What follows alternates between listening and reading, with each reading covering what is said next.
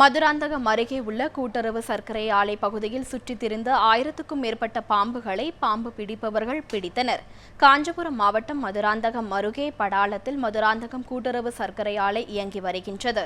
இந்த ஆலை மற்றும் அதனை சுற்றியுள்ள வளாக பகுதியில் வளர்ந்துள்ள செடி கொடிகளால் அந்த பகுதியே புதர்மண்டி கிடக்கிறது.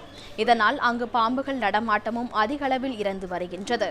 தொழிற்சாலை நிர்வாகத்தினரும் பணியாளர்களும் இது தொடர்பாக மாவட்ட நிர்வாகத்திடம் புகார் அளித்தனர்.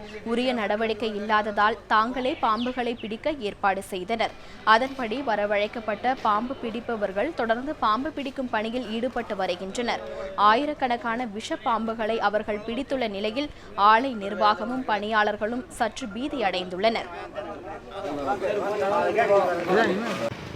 மறுபடியும் ஊசின்னு போகிறாங்க, போகும்போது 4 பாம்பு 5 பாம்பு கையோட பிடிச்சின்னு வராங்க. ஒரு நாளைக்கு பார்த்தா 550 நேற்று 550 பாம்பு பிடிச்சாங்க, இன்றைக்கி 400 பாம்பு பிடிச்சிக்கிறாங்க.